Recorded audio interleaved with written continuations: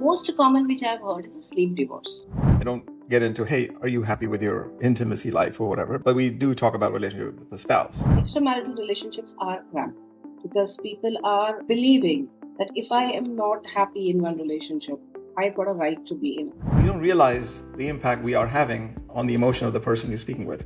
So even though you're making them the subject of your anger or your frustration, our tendency is to get defensive, right? And then without listening to them, we start proving to them what I did right and how I am doing everything right and you are doing anything wrong. every relationship problem that you have with your partner, your children, your team members, your parents, starts in the same place.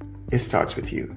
I'm Dr. Sapna Sharma. I've spent 20 years as a relationship and parenting counselor, sitting across from people who are hurting, confused, and looking for answers, but all in the wrong places.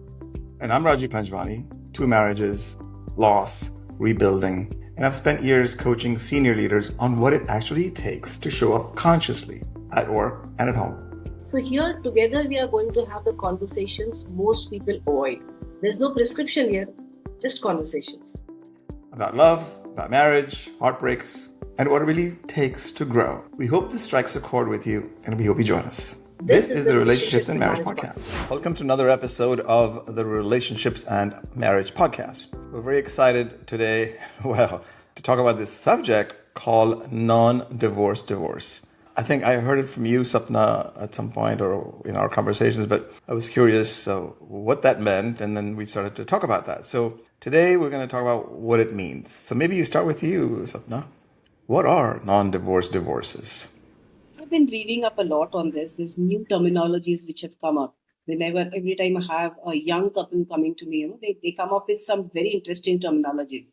And then I have to really dig into the internet to find out what it actually means and what is happening. And when I was doing that, a lot of new terms came up. Not all of them are very common, but a lot of new terms came up. So basically, what I would understand by what we are trying to talk about, the divorce, non-divorce divorce. Many couples who decide not to to divorce legally may resort to some other kind of living arrangement. So they do not break the marriage, they break certain parts of the marriages. It's got different kinds of reasons for that. What I'm going to do is I'm going to just read up the list which I have with me, the types of non-divorce divorce. Before you do, though, I'm just curious. So the patients that you have, or people who come, your clients rather, whatever you call them, patients? I guess you call them patients.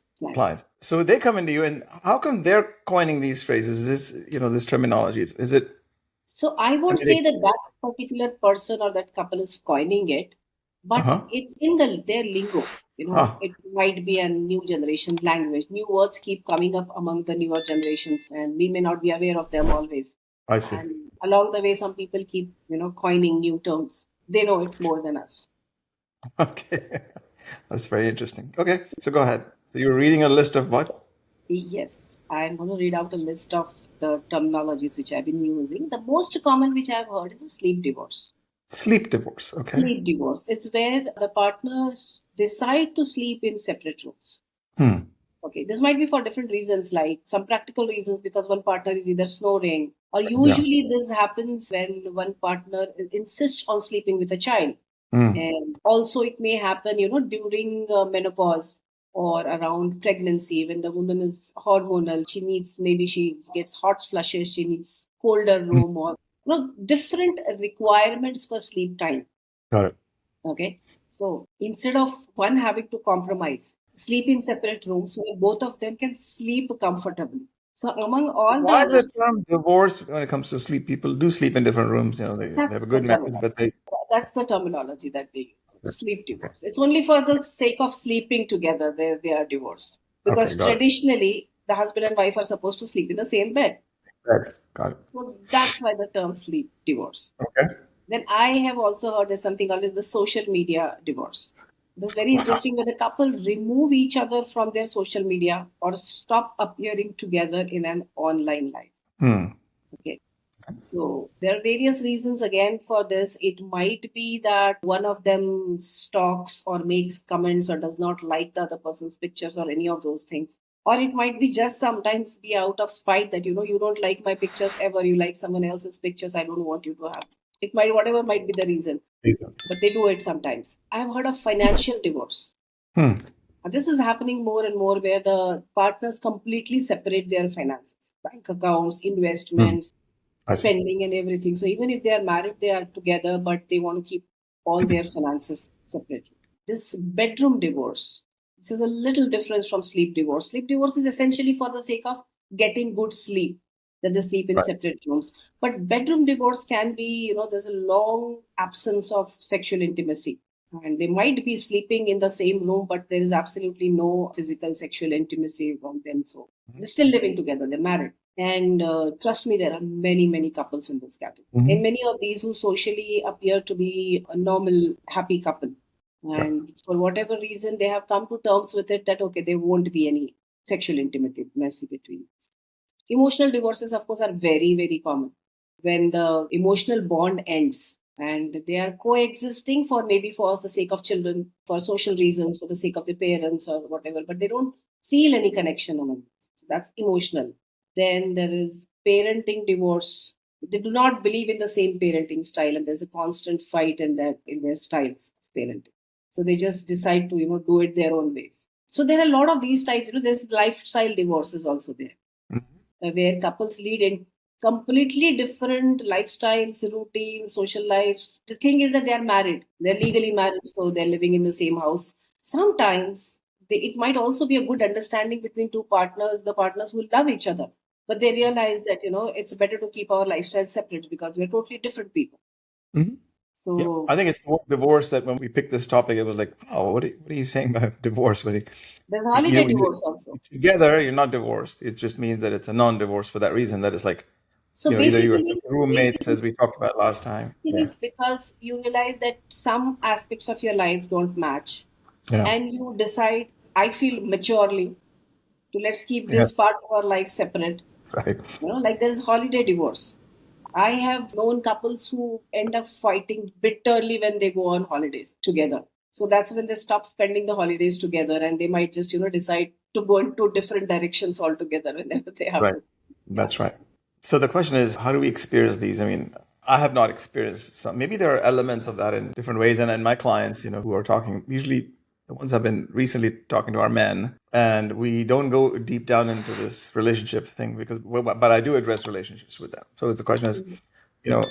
I don't get into, hey, are you happy with your intimacy life or whatever? But we do talk about relationship with the spouse because that is the fundamental factor in anybody's existence. Particularly men, as I said, and a lot of them are Indian men who are senior executives and identify entirely with their careers. And Mhm. so they may be experiencing some of this Yeah. syndrome, right, that you described. But we don't know that We don't someone know, like you, and interestingly, they might not know it also. well, that's true too. They may just be unaware. Yes, it's just happening. They've just grown into it. They've just found out their own ways to, have a peaceful coexistence Yeah. because that's what mature people are supposed to do. That's what parents are supposed to do for the sake of their children. So they might grow apart and they might slowly, stop involving each other in maybe their in important conversations or. And of course, like I mentioned, that sexual intimacy missing in so many couples. Like you will be surprised that it's like Mhm. non-existent among so many couples. Somehow, at least in Indian context, I find that they start believing that this is what happens after some time in marriage. It's very difficult for me to explain to them, that no, it is not supposed to happen this. It's not Mm. that you can have a healthy sexual life till the day you die. But in Indian context, it's very difficult to explain this because I see Mm. that many educated couples also say that no, that's not a big deal because we are already in our 40s, so we're not supposed to have. That's Ah, how they believe that this is how it is. exactly. No, it's very common. So maybe we should explore not only what it is, but why does it happen? Yeah, like I Staying said, together with children, as you say, that's an emotional, there's no emotion. Otherwise, it's just a distant marriage and you just keep going. yeah, So, basically, some parts of your marriage are not working. Like you never see eye to eye on how the finances are to be managed. right. And that's the constant bone of contention among the two people. And so finally, they decide that, okay, you take care of your part and I'll take care of my part, and let's not get into this at all. Sometimes it's just that out of anger, people might, slowly start drifting apart, like the social media or the digital this thing that you remove your partner from your social media altogether. That might be the reason. Like I said, sleep divorces typically because, eventually you realize that my night sleep is very important. I have to go to work in the morning, or I have to tend to things in the morning, right? So Yeah. we are fine. We are good together. I love you very much, but bye bye. I'm sleeping in another room. I can't Right. take your snoring anymore. So it's a I think convenience, basically a decision not to divorce or not to separate legally, but to make the life or the you togetherness.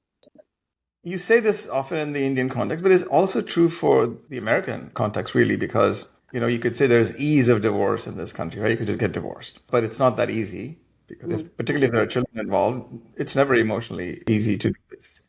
And the fact of a separation to get to the divorce sometimes certain states here, because everything is a state driven thing here, but primarily in most states, let's say if you are separate for a year and you can prove that you were separate for a year, you can theoretically get divorced, right, without any complications.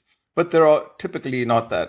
That's not a typical thing because people Yeah. get emotionally involved, whether it's, as you said, anger, frustration, disagreeing on many things, but they have children, so that's Mm. sometimes the driver. And so some people stay together largely because of finances, because one person has earned, let's say, usually the man, but not necessarily the man anymore, made the money over the years and they've been providing, have built the wealth, but now it's, the money is stuck or there is, it's not liquid. So you're on paper very wealthy, but, a woman who's been a mother for 20, 30, 40 years, maybe 20, 30 years, doesn't know how to make a living separately, right? So and may not get divorced. So that's a great example of a convenience of marriage, but not getting divorced. In your experience, does it play?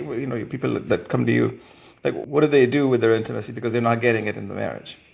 In the Indian context, let me share with you that at least among the earlier generation, okay, Mm-hmm. let's not like the generations before Gen Zs or even Okay. Of before that. Casual sex is not very like easily acceptable, or you can't just approach anyone for non-commitment sex, course. Yeah. right? So either it's people who are getting into emotional relationships Uh outside the huh. marriages. The number of extramarital relationships have grown a lot. And as I understand it, it usually starts from the emotional vacuum. It's not always about the physical. The physical follows, Yeah, but exactly. I was coming to that. Emotional could lead to physical, right? yes, Clearly. yes, absolutely, absolutely. But the thing is, like, when you're sitting in a society, particularly India, it's very hard to accept. Okay, I'm not divorced, but I'm going through this waiting. Let's say it's a financial non-divorce divorce, right? Same thing. You're not getting divorced. You're just there, and then there's always this tussle about hey, are you intimate with somebody? That sort of thing. Right. Yes. How do you And address that? yes, that also depends upon how both the people in that marriage are looking at this aspect. If they are Right. mature, they might just discuss that, that let's keep the marriage as it is legally, but then we can go our separate ways. We do have the concept of open marriages also, but we will be taking up the topics of, like, we are talking about the non-divorce divorces, then we'll be talking about the different types of marriages also, which are Yeah. happening Very. these days and going on. We'll talk about that in detail in some other session, but Or- yeah, some people these days do have each other's consent to, maybe seek for intimacy outside but stay in the marriage. And is That's there legal implications in India for that or not really? no legal. Okay. In fact, a lot of extramarital things have been made legal by the systems recently in different Hmm. rulings that I have been reading. There are more complications in that, extramarital relations. You might have to take the responsibility financially of the other person also if she claims that you have been Hmm. in an extramarital relationship with her. But that's a different topic altogether. But other than that, it's usually an hush hush thing because Hmm. socially also it is not very acceptable. I guess in no society it is really acceptable that you're a married person and you're going around with someone else. Yeah. So it's quite a hush hush thing, but it is happening. Definitely it is happening. Yeah, I mean, this is our societal construct is, has its positives and negatives, right? As we were talking, I think one of our previous episodes. You can't put a wrapper of legal on everything, right, in life. So Right. if this is the way this arrangement has to be this way, then, one can say, who cares about society? But you live in, if it's a small place, it's a different implication versus in a big Because city, the right? society itself, is your parents, your Yeah, colleagues, and maybe your children. So you can't say that, I don't care about the society. These are the that's people who the society is. So you do care about them. We are somewhere stuck where we want to get married at certain point of time.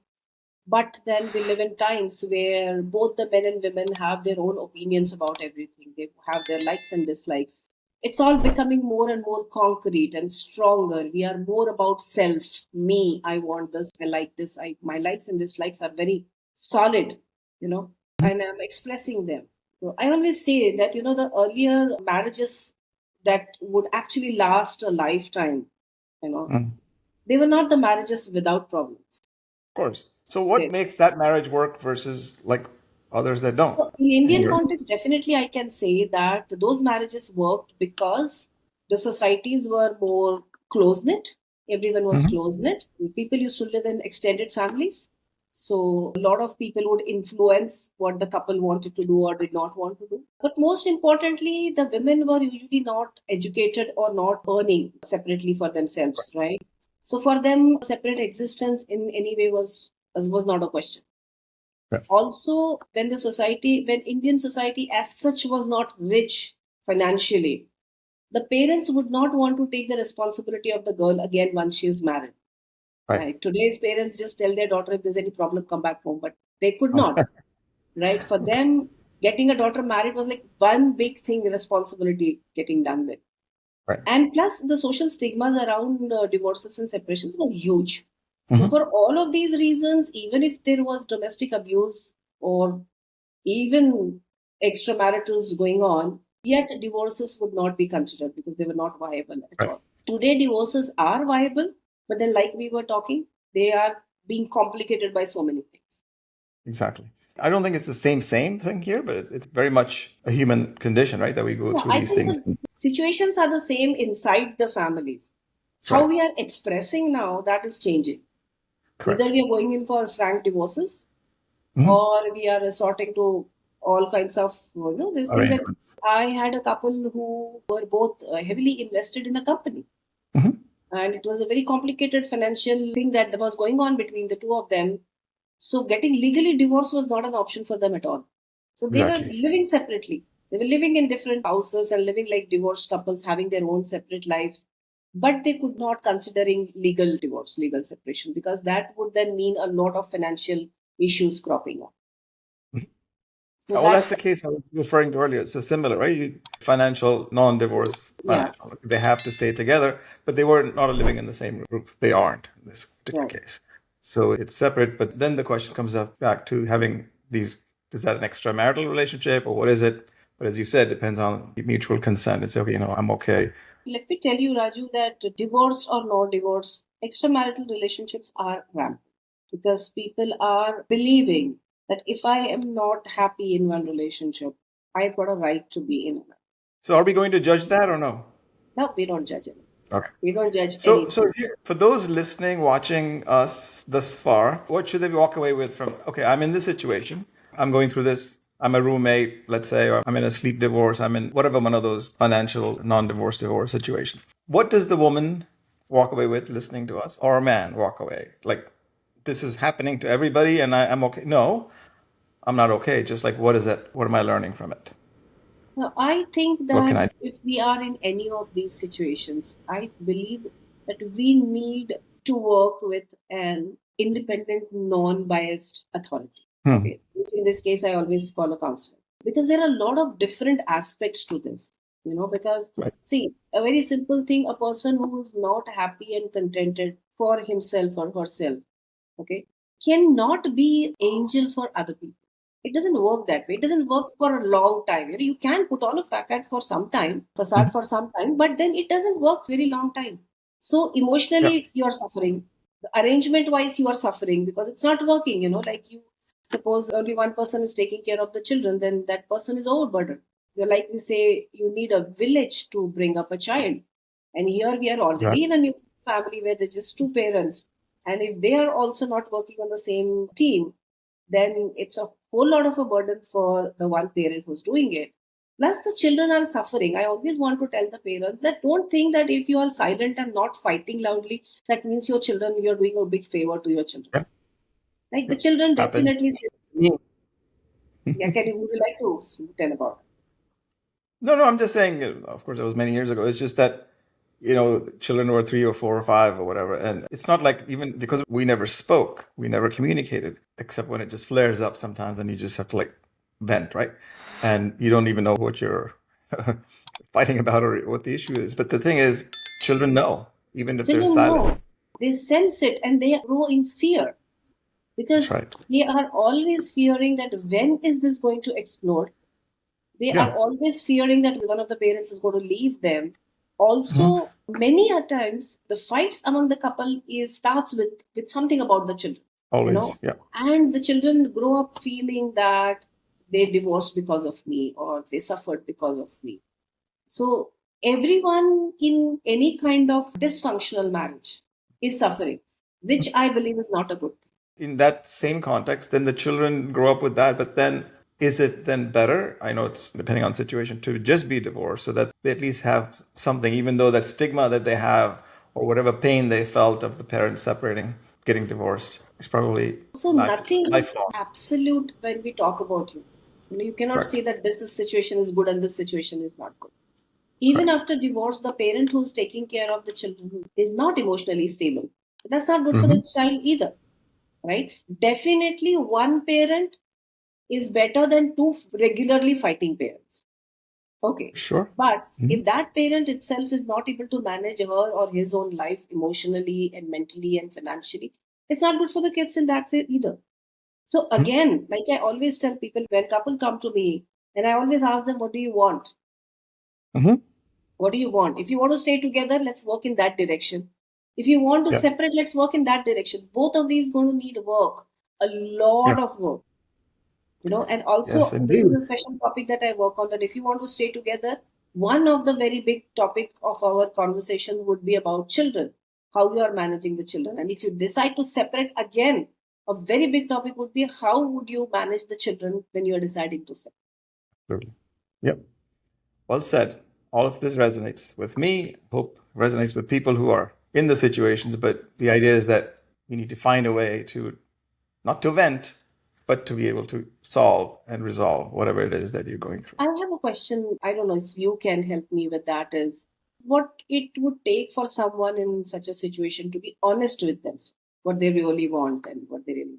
Well, it is a very tough question, right? I mean, this honesty is another word that's used so bandied about so easily. I mean, honest with yourself is first, right? Am I being honest with myself is the hardest thing to do. It's only then that you're honest with yourself that you can then be able to communicate. Sit someone down and say, okay, can I just, I just want to have a conversation about something and what I'm feeling. So I think you start with yourself by saying, hey, I feel this way. Right. I'm being honest with about my feelings. I'm not saying you are this and therefore I'm being honest. People think honest means you speak whatever comes to your mind without regard to the other person's, how they take it emotionally, right? So we don't realize the impact we are having on the emotion of the person you're speaking with. So even though Okay. you're making them the subject of your anger or your frustration, I mean, this applies to pretty much everything in my life, in my coaching work that I do with with individuals. Intimacy of a relationship, it makes it even harder because you're emotionally tied, and it's so hard to be honest with yourself.